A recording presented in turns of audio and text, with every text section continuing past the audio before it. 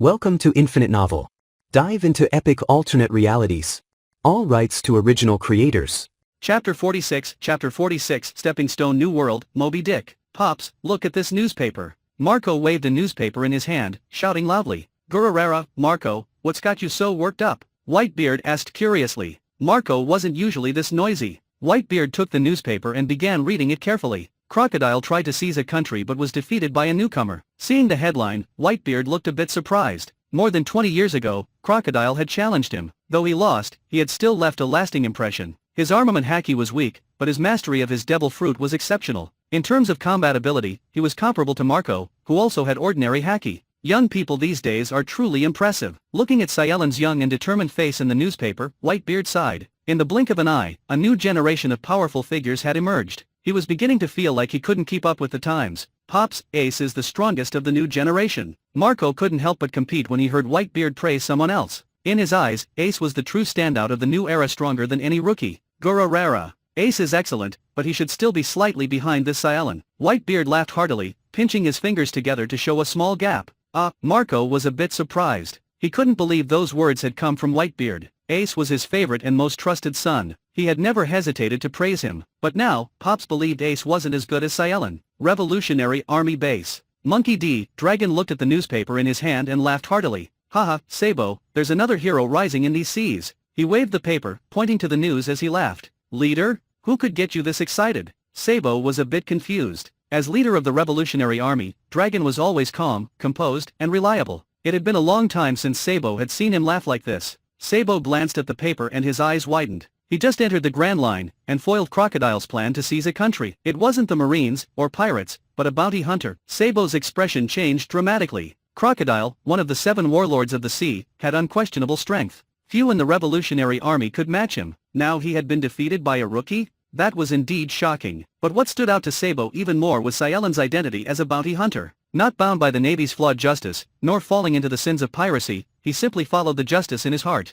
No wonder you're smiling, leader. A hero like this is truly inspiring, Sabo said with admiration. The appearance of someone like Cealan on the seas ignited a fire in his chest. It made him want to take down a warlord himself. Sabo, find a way to meet him. Dragon picked up the newspaper again, studying Cealan's photo and committing his face to memory. If Cealan could be recruited to the Revolutionary Army, it would be a huge gain. Their movement would gain incredible momentum. Sabo, prepare yourself. The Revolutionary Army may soon gain a new deputy leader. Dragon tucked the newspaper away carefully and spoke with calm resolve. Sabo looked at him in disbelief, uncertain of what to say. The deputy leader position had remained vacant for a long time, and no one in the organization dared to even consider taking it. And yet, the leader was now placing that much importance on Cealan? Without giving further explanation, Dragon turned and began issuing new orders for the Revolutionary Army. Dressrosa, Don Quixote family. I really can't believe Crocodile tried to seize a country, but he's still too naive. Doflamingo read the newspaper with a smug grin. It was the same idea, usurping a kingdom, but the execution was different. He had succeeded where Crocodile failed. Dressrosa was already entirely under his control. Only someone as cunning as him could pull off such a feat. Doflamingo swirled his wineglass, a sense of superiority rising in his chest. Still, Cealan's name was getting on his nerves. Looking at Cealan's confident photo in the paper, Doflamingo narrowed his eyes. As a fellow schemer, he couldn't help but dislike the one who had ruined Crocodile's plan. You must be feeling proud after beating Crocodile. Come see me soon. I'll give you a warm welcome. Doflamingo crumpled the newspaper and gave a sinister smile. A bounty hunter defeating a warlord? What an ugly headline. He wouldn't allow that shame to be cast upon his own reputation. If the chance came, he would wash it away with Cealan's blood. Bring, bring, bring, bring. A den mushy suddenly rang, cutting off his thoughts. Frowning, Doflamingo picked it up. Doflamingo-sama, this is Bellamy, your loyal pirate. On Jaya Island, Bellamy held the den mushy with reverence and excitement. I want to officially join the Don Quixote family. Please give me a mission. As a die-hard fan of Doflamingo, joining the Don Quixote family had always been his dream. Doflamingo thought for a moment and remembered Bellamy, a minor pirate with a 50 million berry bounty, once obsessed with joining the family. Back then, he refused and just gave him a flag. Now he had come knocking again. You're on Jaya Island, right? Doflamingo stroked his chin. He recalled that Cealan's location was not far from Jaya. Yes, Doflamingo-sama. I'm honored you remember me. Bellamy was ecstatic. Very well. Kill that bounty hunter Cealan, and you'll become a cotter of the Don Quixote family. With that, Doflamingo hung up. He didn't think much of it, but figured he'd throw Cealan some extra trouble. On the other end, Bellamy was ecstatic after receiving the task. Awesome. I can finally join the Don Quixote family. He flipped backward in celebration, unable to contain his joy. As long as he defeated Cealan, he'd become an official cotter. One step closer to his dream. Cealan, I'm going to kill you. Bellamy licked the corner of his mouth, eyes gleaming with a twisted, bloodthirsty grin. Chapter 47 Vivi's courage. When the sea was in turmoil because of Cealan, he was enjoying the treatment of a distinguished guest in the palace of Alabasta. Mr. Cealan, this is your berry. King Cobra personally handed a box to Cealan and said enthusiastically. Cealan took the box, opened it, and couldn't help but be a little surprised. There's over 300 million berries in here, right? The berries inside were neatly stacked. With Cealan's years of experience counting money, he could tell at a glance it was 400 million berries.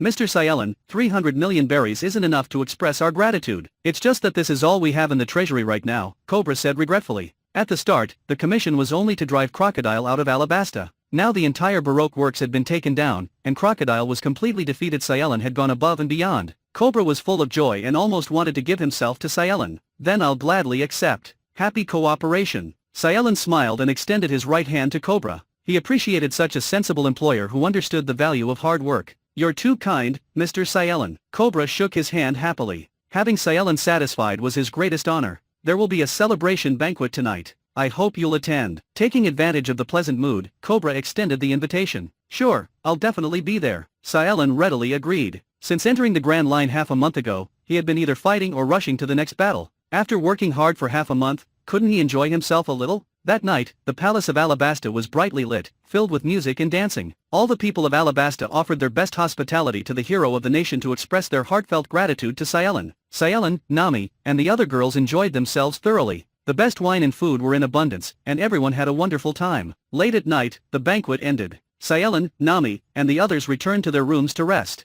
Lying in bed, Cealan was in a great mood, daydreaming. The Marines had been efficient. Crocodile's bounty of 81 million berries had been delivered, along with a new hunter license. It sounded good, but that was about it. Catching a pirate earned him the same salary as a Marine headquarters rear admiral. As for the rear admiral title itself, it was basically meaningless. With Cealan's current strength, he was respected wherever he went. Its greatest value was that it reflected the Navy's friendly attitude, equivalent to a rear admiral's status with corresponding benefits. Not bad. Cealan casually slipped the new hunter license into his pocket. What he cared about more was how much this batch of berries would boost his synchronization progress. The Baroque Works agents who attacked the port had netted 130 million berries in bounties, plus Crocodile's 81 million, Cobra's 400 million, and Galdino and Miss Goldenweek from Little Garden had totaled 53 million. Other miscellaneous bounties had been spent on daily expenses and weren't included. Right now, Cealan had 664 million berries available to enhance his synchronization. With a thought, Cealan opened his system panel. Host Cealan template Berserker Class Heracles synchronization progress 54.5% plus 2% gain from defeating Crocodile berry 3 million plus 664 million strength B plus endurance B plus agility B plus magic B plus luck A noble phantasm A plus personal skills battle continuation B mind's eye fake B valor A plus divinity A madness enhancement B other skills swordsmanship B plus armament hacky C observation hacky C conqueror's hacky B plus noble phantasms god hand.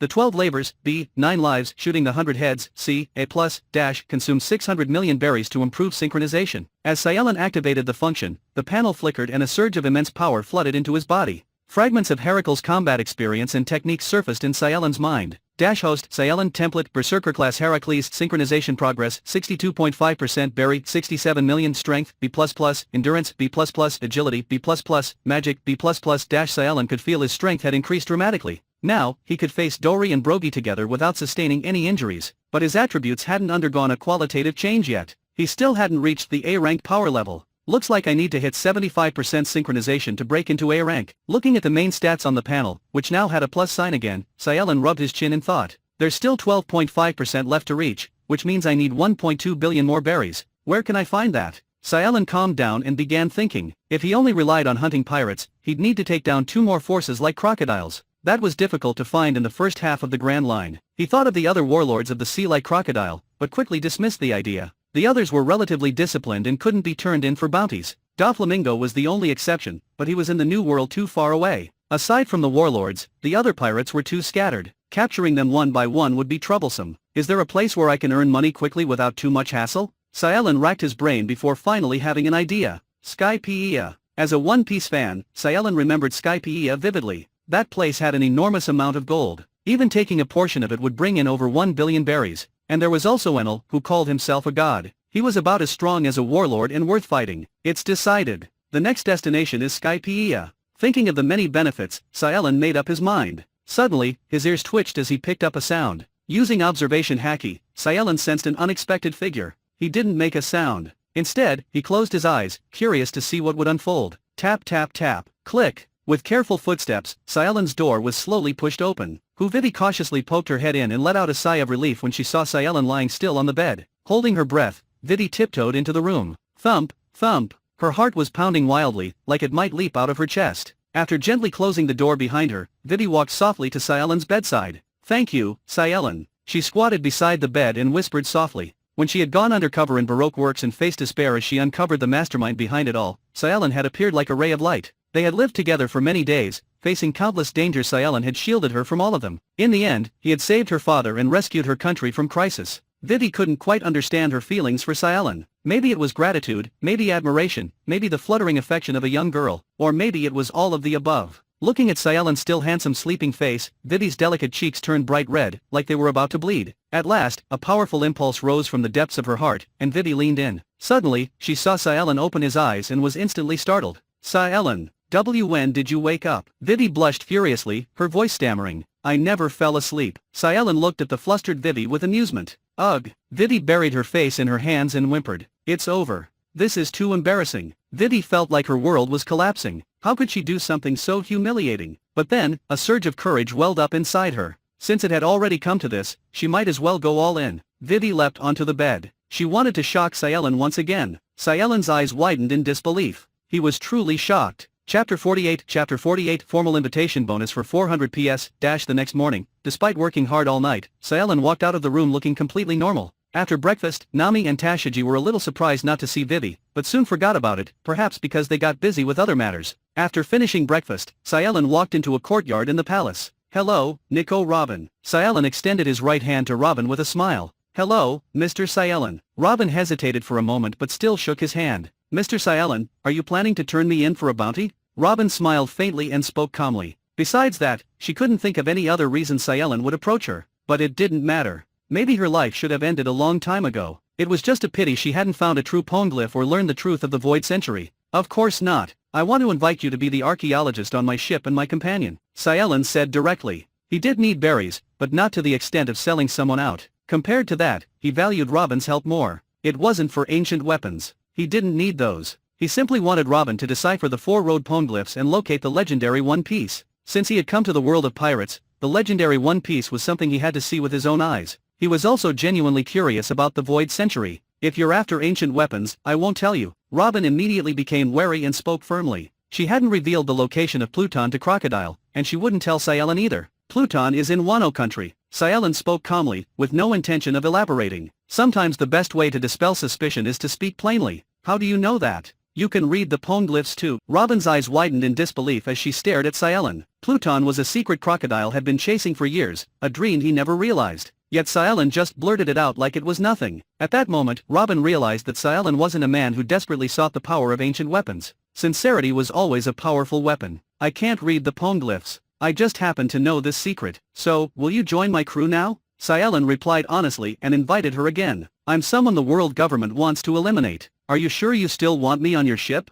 Robin looked directly at Cealan, her expression serious and open. She didn't want to burden anyone, especially someone kind enough to invite her even after knowing the world government was after her. You're the last archaeologist from O'Hara, the sole survivor of the Buster Call. I have a rough idea of your situation, but there's nothing to fear, Cealan replied confidently. A Buster Call? With his current strength, he wasn't worried. In a few months, he might be able to take a bath while the Buster Call fired around him. Do you even know what a Buster Call entails? Robin looked at him, both frustrated and amused. Nothing to be afraid of? As a survivor, it was her lifelong nightmare. 10 top-tier warships, thousands of elite Marine soldiers, and 5 Marine headquarters vice admirals, right? All that combined, even if it were 3 crocodiles, still wouldn't be enough to scare me. Cealan rubbed his chin as he recalled. In his memory, the ones who destroyed O'Hara were Sakazuki and Kyuzan, now known as Admiral Akainu and Admiral Aokiji. Even if it was those two, Cealan wasn't afraid. He couldn't beat them yet, but with his overpowered noble phantasm god hand, the 12 labors, he could hold out. And escaping would be even easier.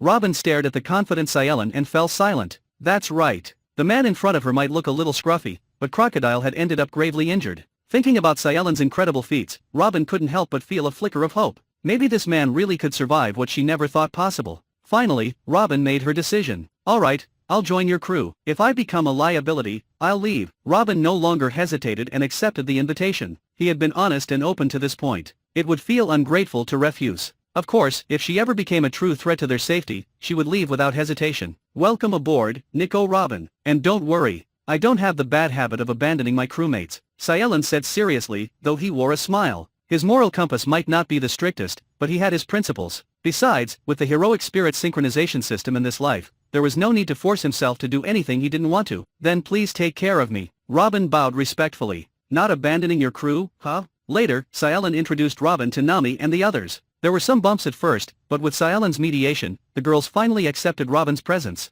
As for deeper trust, that would take time to develop. At the port of Alabasta's capital, the Wind Rider was ready to set sail. Goodbye, father. I'm setting out today. Vivi held Cobra's hands tightly, her eyes slightly red. After careful thought, she had decided to leave with Cealan. After experiencing Crocodile's plot, Vivi deeply understood something. For a country to have lasting peace, it needed its own strong people. She wanted to follow Cealan's path and grow strong enough to protect Alabasta herself. Vivi, go complete your adventure. Without Crocodile, everything will be fine in Alabasta. Cobra looked at Vivi tenderly, his heart aching. Vivi had sacrificed so much for the country and for him. Now, it was time for her to live her own life. And since she was going with Cealan, he had nothing to worry about. This was the hero who saved the country. The man who defeated a warlord of the sea. Mr. Cealan, I'm entrusting Vivi to you. Cobra turned to Cealan with a pleading look. Don't worry. I'll take good care of her. Cealan took Vivi's hand and smiled. Vivi felt the warmth of Cealan's hand and smiled sweetly. Was it really okay to show affection in front of her father? Cobra's mouth twitched. He felt like he'd been dealt a blow. The daughter he had raised for over 10 years had been taken away just like that. Then, have a safe journey. Cobra suppressed his complicated emotions and gave a solemn farewell. Afterward, he turned and walked away, leaving behind a strong and steady figure. Let's go. Time for us to set sail. Cealan patted Vivi's shoulder and helped her aboard the Wind Rider. Wind Rider, set sail. Cealan called out loudly. Aye, Captain. Everyone responded and got the ship moving. The Wind Rider gradually pulled away from the port. Some distance away, Cobra had turned back at some point and stood watching the silhouette of the ship, deep in thought. Cealan, Vivi, I leave her in your hands. Chapter 49, training at noon the next day. The sky was clear with soft clouds drifting by, and the sea breeze was gentle. On the open sea, the Wind Rider sailed steadily, guided by the log pose and driven by the wind. Cealan lounged on a beach chair, enjoying the sunshine in a leisurely manner. Nami and Vivi were sitting beside Robin, listening intently as she talked about Baroque works. Only Tashigi kept glancing towards Cealan, her expression tangled with hesitation. Finally, she gathered her courage and approached him. Cealan, teach me how to become stronger. I don't want to drag you down. Tashigi bit her lower lip, eyes filled with determination. During the Alabasta incident, she had been more of a bystander, and it made her feel useless. What made her feel even more ashamed was that Cealan had given her the captured famed blade, Cashew, after taking down the Baroque Works agents in the port city. They had agreed to be partners, but she was just enjoying the benefits without contributing. Cealan had taught her swordsmanship before, and it had helped, but it was too gentle. She wanted a more intense regimen. All right. Cealan stood up from the beach chair and stretched. He was feeling a bit bored, so this was a good opportunity to get some exercise in. Noticing the conversation between Cealan and Tashigi, Vivi and Nami also came running over. Cealan, we want to train too. They didn't want to be dead weight and wanted to contribute in their own way. Only Robin, who had just joined the crew, stood off to the side, feeling slightly awkward and not joining in. No problem, I'll train you all together. Looking at the eager expressions of Nami and Vivi, Cealan smiled and nodded. Whether it was one sheep or a whole flock, he might as well train them all. He had taken Nami and the others in with the intention of helping them grow, though of course, there were other reasons as well. But overall, Cealan genuinely wanted them to get stronger. Tashigi, Nami, and Vivi cheered happily. Vivi even threw herself into Cealan's arms, nuzzling his chest with her head and smiling sweetly. Tashigi and Nami were a bit surprised by Vivi's reaction, but they didn't think much of it, assuming she was just overly excited. Robin stood to the side, watching them with a hint of envy in her eyes. Such a crew really was something special. Alright, let's get started, but just so you know, my training is strict. No quitting halfway. Cealan smiled at the girls, though his gaze had a distinct sharpness to it. Nami, Vivi, and Tashigi trembled slightly, but they nodded with firm resolve. They weren't the type to give up easily. Don't worry. We'll stick with it. The three of them answered confidently, eyes filled with determination. They were resolved to work hard to help Cealan. Seeing the fire in their eyes, Cealan nodded in satisfaction. These were the companions he had chosen. Wait, it seemed one was missing. Robin, you join too. Can't have you just standing around watching. Cealan turned toward the somewhat isolated Robin and invited her with a smile. Robin was momentarily stunned.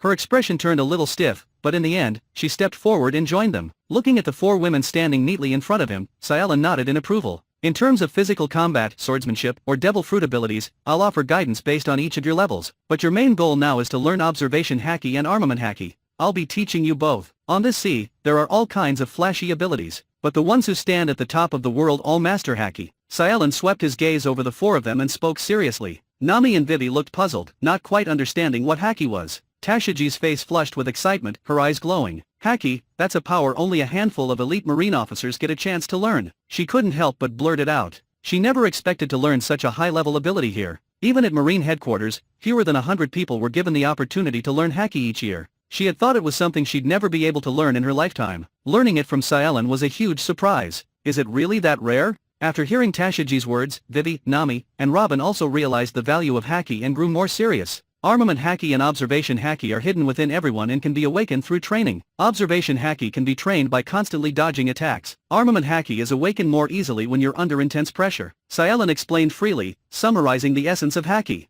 This was based on his own experience with awakening haki and inheriting Heracles' combat knowledge. Back on Little Garden, he had awakened all 3 types of haki at once using this method. He had been too strong at the time. His haki had nearly burst out of him, forcing a complete awakening in one go. Nami and the others were sharp and quickly caught on to what Cealan meant. So, if we go through multiple life and death battles, we'll awaken haki faster? Their expressions turned serious as they spoke. They could already imagine how brutal that method would be. Since it required a life or death experience, there was a high chance one wouldn't survive. Only those who lived on could fight again and again. In such a cycle, those who could awaken haki were probably 1 in 1,000. Gulp. Thinking of that, the girls couldn't help but take a deep breath. At their current level, using that method would be suicide. Don't worry, I have a better way. I'll personally spar with you and teach you techniques. With days of combat training, you should be able to grasp them. Cealan said with a smile, though his tone had a strange edge. Under his perfect control of strength, they wouldn't get injured, but the pain would be real. Only through this kind of experience would the training be effective. Whew. Hearing that, the girl sighed in relief.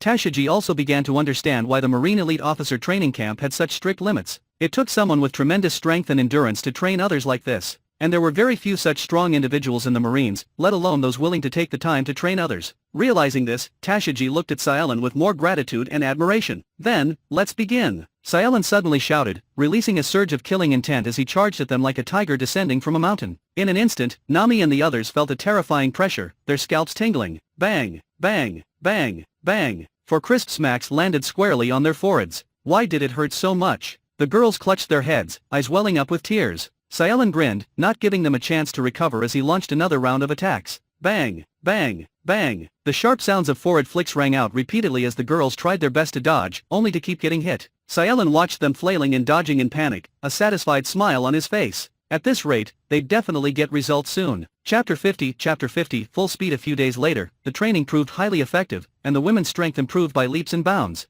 Without needing Cealan to lift a finger, they handled several waves of pirates during the voyage, earning in nearly 100 million berries in bounties. However, news of the Wind Rider's strength soon spread. Pirates who spotted it from afar quickly turned away and fled. What a pity the pirates stopped showing up, Tashiji said, frowning with regret. She sat cross-legged on the deck, the famous sword sheather and Kasha resting on her knees, which she stroked gently with admiration. In just a few days of battling pirates, combined with Cealan's intense training, her swordsmanship had advanced rapidly. Now that no more pirates were showing up, the pace of her improvement would slow. We've already captured so many. Even idiots won't keep throwing themselves at us. Nami rolled her eyes and complained. Still, she secretly wished more pirates would show up. After all, they were worth bounty money. Vivi and Robin were also somewhat reluctant. Pirates were ideal for live combat training. Between Cealan's lessons and the actual fighting, their strength had been increasing rapidly. Looking at the disappointed expressions on the girls' faces, Cealan couldn't help but chuckle. They hadn't been like this before. Alright, since there are no pirates in our way, let's go full speed ahead. We're heading to Jaya Island to find the location of Sky Island. Cealan gave the order casually, looking completely at ease. Since no pirates were coming to them, he would go find trouble himself. He remembered Bellamy the hyena, the spring-powered pirate worth 50 million berries, was on Jaya,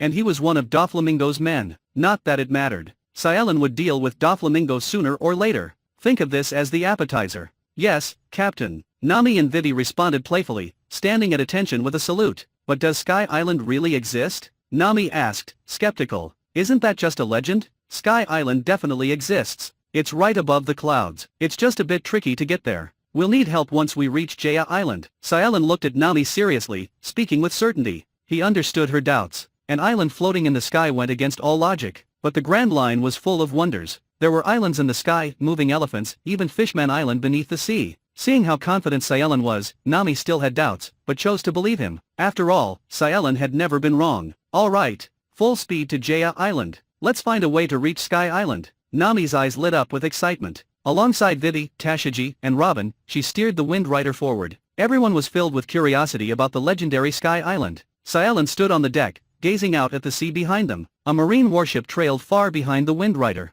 Haha, how interesting. Cealan smiled slightly, his curiosity piqued. Was that warship just heading the same way? Or were they here for him? It didn't matter either way. It was just a single warship. It posed no threat. With that, Cealan put the thought aside and focused ahead. On the marine warship, a large number of pirates were being escorted to impel down. Among them were Baroque Works agents defeated by Cealan, and pirate captains taken down by Nami and the others. It's unbelievable. We just entered the Grand Line, and we've already caught so many pirates that my warship's running out of space. Vice Admiral Momonga, wearing his justice cloak, looked at the distant Wind Rider with deep admiration. That Cealan was truly something else. He had caused a massive stir just after entering the Grand Line. Catching pirates seemed as easy as fishing. In just a short time, hundreds had been captured. If this mission weren't limited to escorting pirates with bounties over 10 million, the ship wouldn't have been able to hold them all. Even so, the ship's draft had noticeably lowered. Reporting, Commander. We have too many prisoners. Our supplies won't last. The quartermaster rushed over, clearly flustered. What?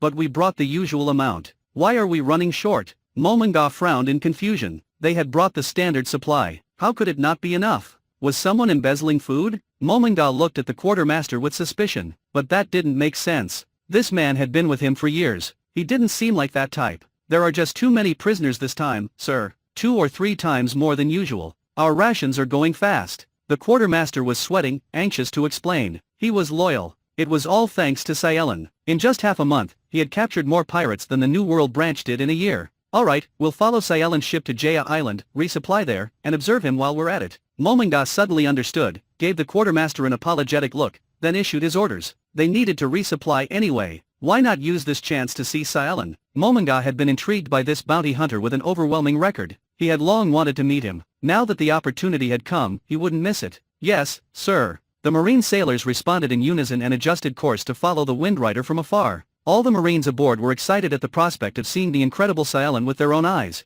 New World, Dressrosa. Doflamingo shifted restlessly in his chair, adjusting his position, but still felt irritated. Cealan's name kept echoing in his mind. The report about him thwarting a coup and defeating a warlord had left him deeply uncomfortable. Wasn't that indirectly aimed at him? So annoying. Days had passed, but Doflamingo's resentment toward Cealan remained like a bone stuck in his throat. After some thought, Doflamingo picked up the Den Mushy and dialed Bellamy. Bellamy, how are preparations going? Doflamingo only hoped Bellamy could cause Cealan some trouble and help him vent his frustration. On Jaya Island, Bellamy was thrilled to receive Doflamingo's call. What was going on? His idol, who had ignored him for years, had called him twice in just a few days? Don't worry, Doflamingo-sama. I'm fully prepared. I've arranged a big surprise for Cealan and his crew. As soon as they arrive, we'll attack them in groups. I guarantee they won't know what hit them. They'll be crushed by me, Bellamy said confidently, pride radiating from his voice. He had prepared thoroughly to take down Cealan. There was no way he would fail. All that was left was for Cealan to arrive, and Bellamy's dream of joining the Don Quixote family would be fulfilled.